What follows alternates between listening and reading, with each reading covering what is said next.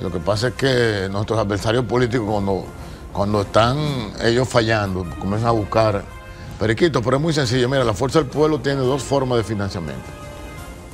Ahora vi una encuesta reciente de hace una semana, donde ya el presidente Fernández está en los 39.40, 39.5, y por encima del resto de sus competidores. En enero estaremos 42-43, que estamos ya a 10 puntos de ganar en una primera vuelta, que es lo que veo claramente en el 2028, evidentemente con una gran coalición de la oposición que encabezará la Fuerza del Pueblo. Pero esa coalición no incluye al PLD. Incluye a todos los partidos que estén en oposición en ese momento. Pero fíjate que los niveles de simpatía del presidente, hasta en la casa están mal, porque doña Raquel le mandó una carta al Congreso diciéndole que no aprobaran el tema del Código Penal.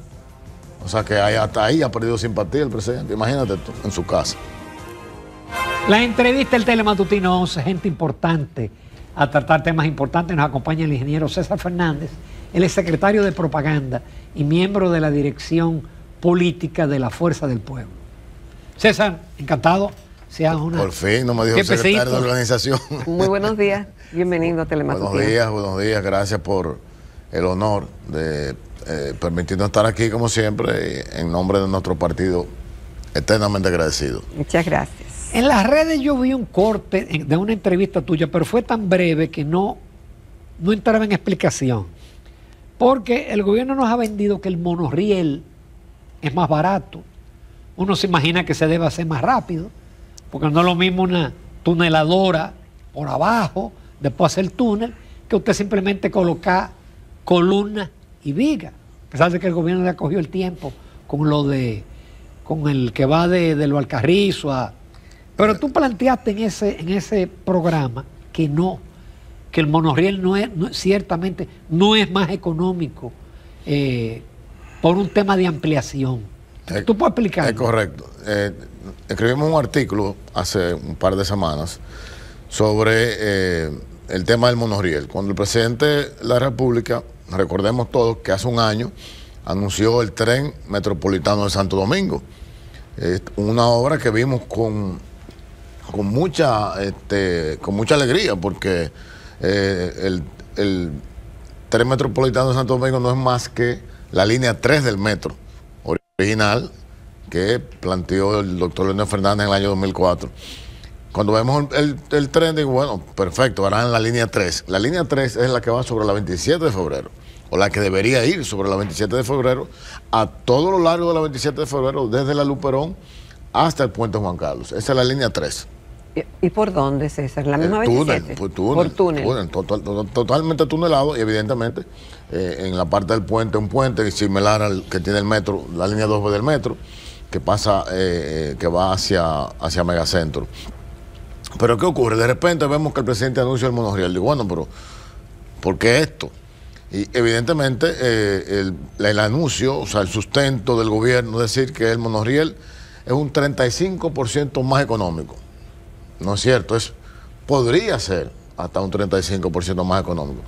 Pero tiene tantas desventajas que lo hacen entonces mucho más costoso. Y vamos a verlas rápidamente. ¿Cuáles son esas desventajas? La primera, el costo de operación del monorriel es entre un 15 y un 20% más caro que el metro. ¿Pero por qué?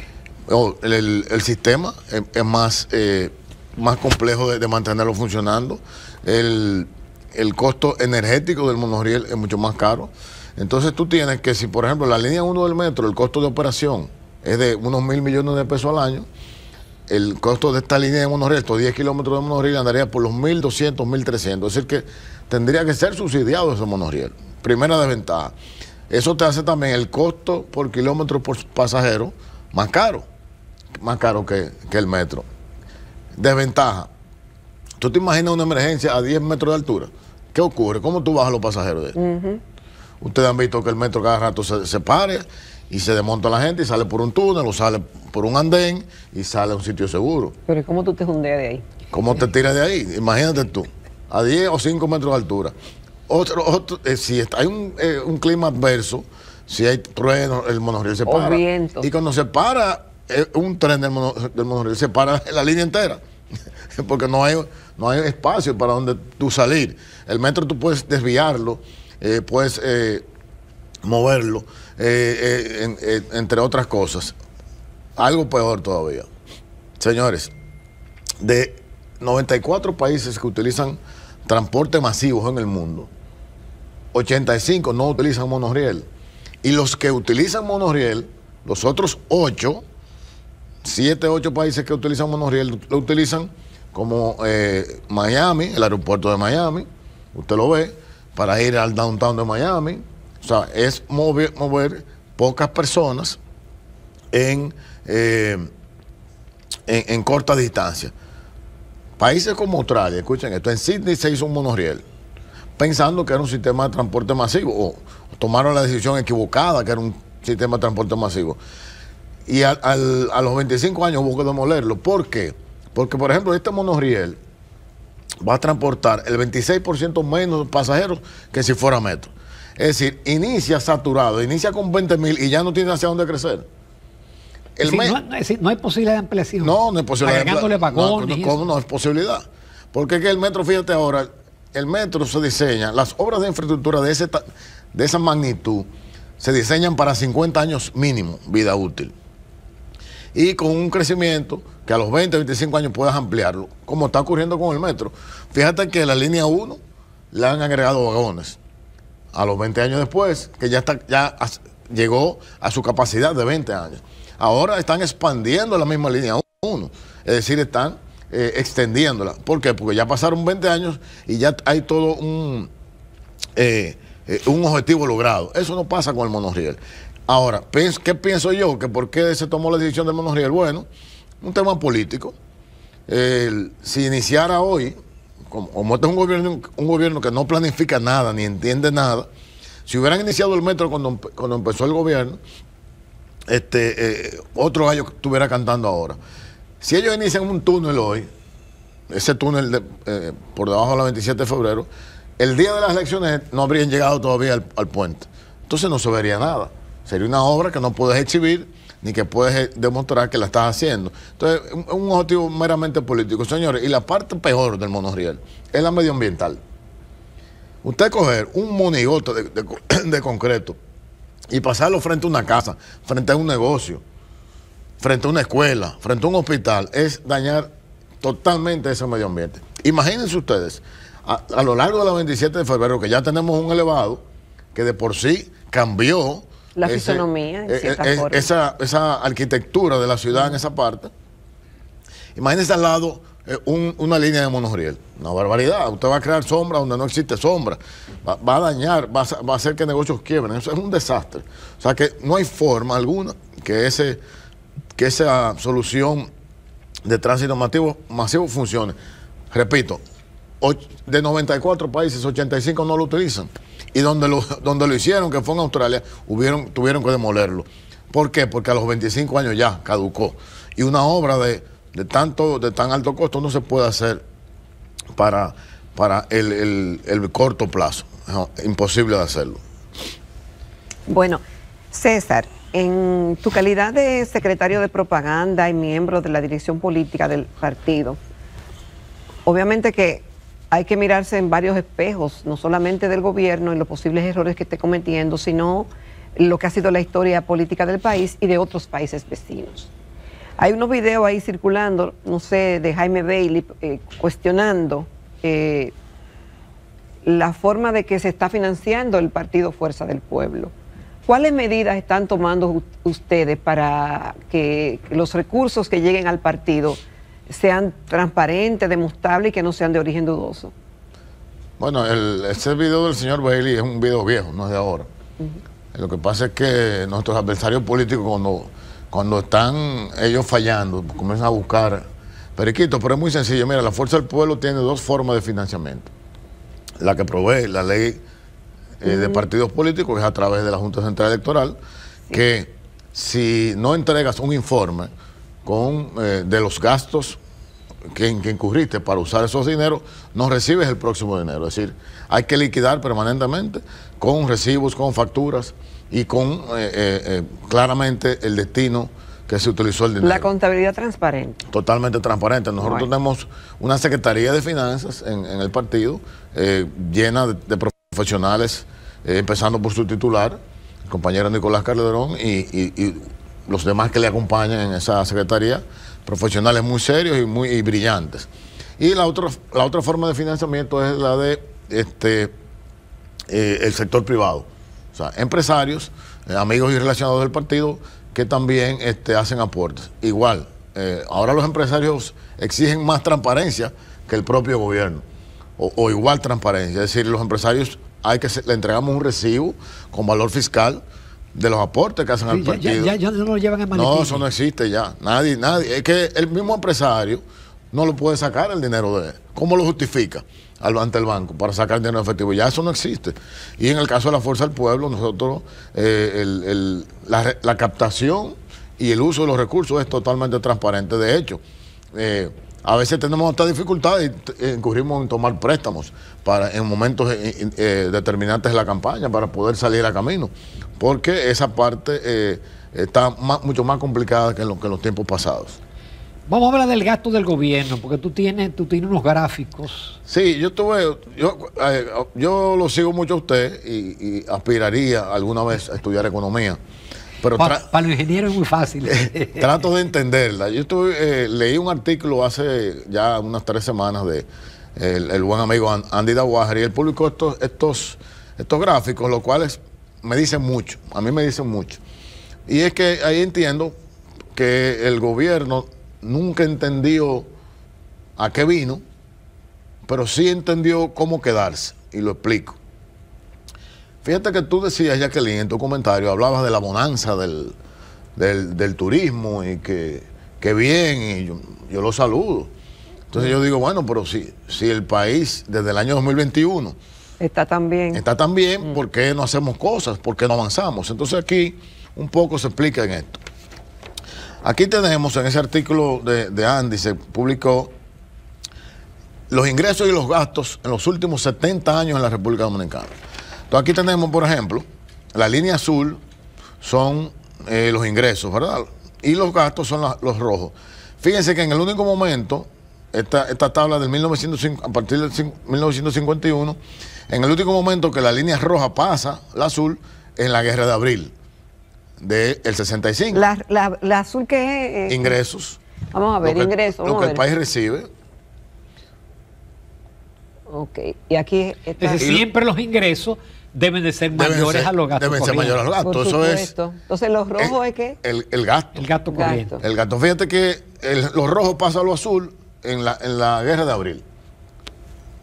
Eso es algo icónico. Muy bien. Si vemos las demás décadas subsiguientes, esta es del 66 al 85. Fíjense que prácticamente se mantiene estable.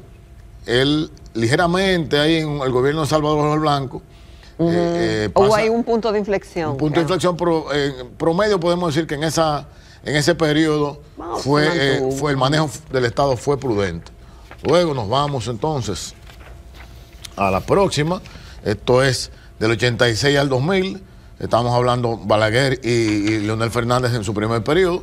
Fíjense que las líneas nunca se juntan. Es decir, las rojas nunca alcanzó la azul. Nunca, mire, y distante, totalmente distante. Es decir, que había un espacio para el gasto de capital. Había un espacio para el gasto de capital y un gasto prudente del gobierno.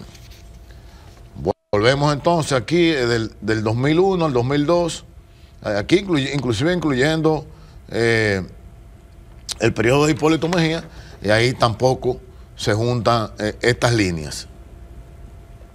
Solo hay un punto ahí donde se une. Sí, un pequeño punto ahí.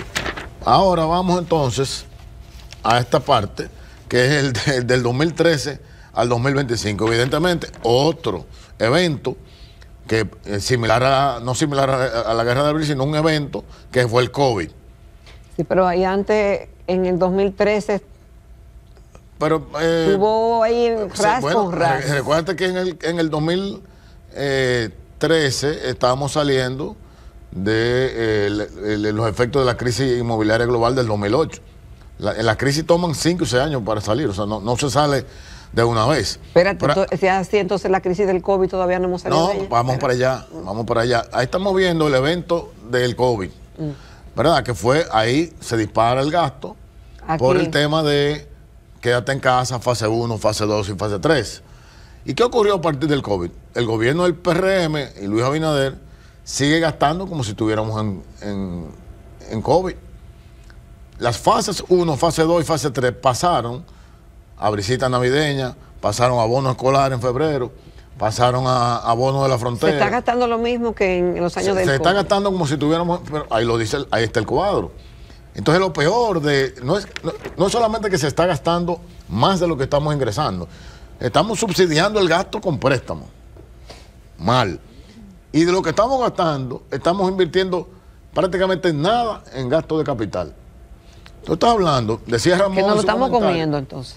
Decía Ramón en su comentario que habían 35 mil millones para terminar el año. Señores, el año pasado se planificó 2.5 del PIB en inversión de infraestructura. 2.5 se planificó.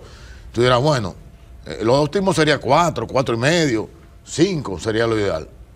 ¿Y cuánto se ejecutó de eso? 1.5. O sea, se proyectó y se ejecutó 1.5. Se proyectó 2.5 y se ejecutó 1.5 de 200 mil millones que había para gastar, solamente invirtieron 175 mil millones. Entonces hay un problema claro de gerencia, de entender el Estado. Y ya llevan 5 años, no lo acaban de entender. Pero son tan fatales, porque ese es el término que hay que usar con esta gente. Ahora mismo tenemos la peor crisis eléctrica, yo pienso, que de los últimos 25 años. La peor. ¿Y por qué? Porque aquí se firmó un pacto eléctrico que mandaba a 3 cosas.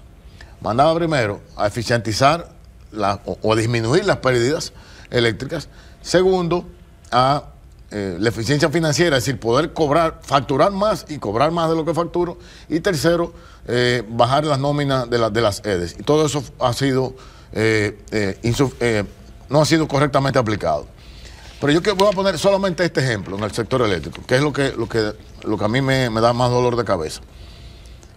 Las transmisoras que cobran un peaje por la energía que reciben y sirven, debieron haber invertido en estos 5 años de gobierno del PRM 56 mil millones de pesos. ¿Para qué? Para mejorar o eficientizar el tema de las pérdidas, que disminuir las pérdidas es el término correcto. ¿Usted sabe cuánto invirtieron?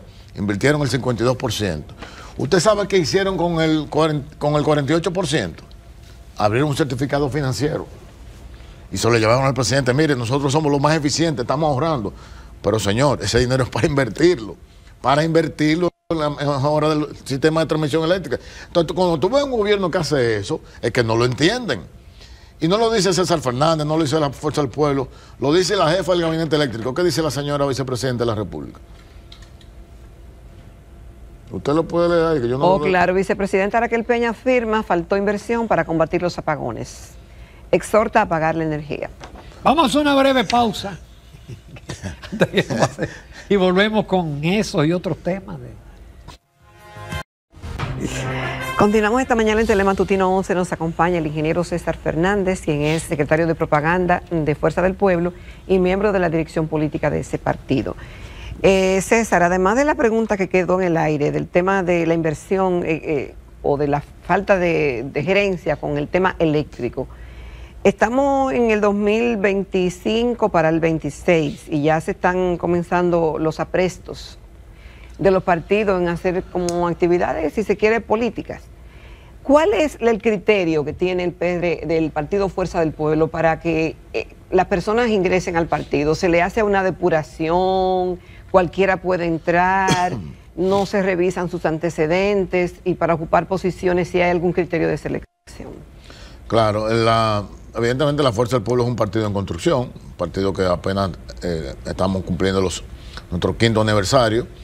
Y a pesar de esto, tomamos medidas de control, evidentemente, para ser miembro del partido. Porque una cosa es simpatizante, hay muchos simpatizantes que se inscriben en diferentes plataformas, pero para ser miembro, tener un carnet del partido, evidentemente se revisan los antecedentes y si vas a aspirar a una posición tanto interna como externa, se le aplican todos los requisitos de la ley, antidoping, antecedentes penales, etcétera, todo eso.